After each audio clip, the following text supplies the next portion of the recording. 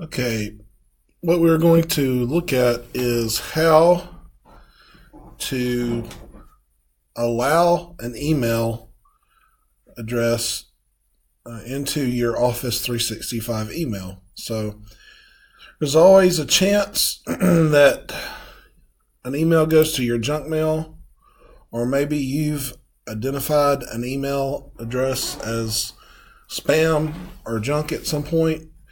At that point, from then on, any email that you receive from that email address will go into your junk email folder.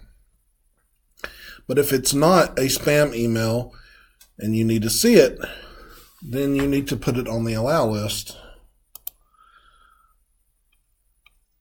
So what I'm going to do first is, here is the email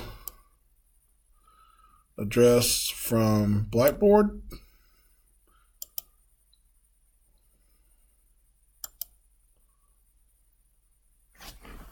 I'm going to copy that.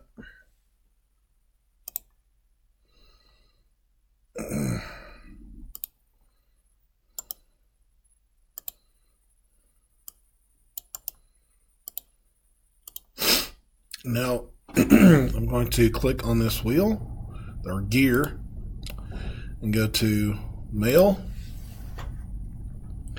Under Accounts, block and allow,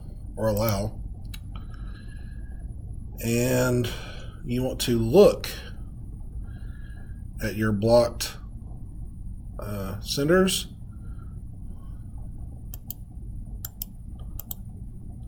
To get it off this list, you would go up here to Safe and Paste in and click the plus sign. And so from now on, we'll go ahead and hit Save. And we'll close that. And from now on, any email that you receive from an instructor from Blackboard, using Blackboard, you'll receive it in your inbox.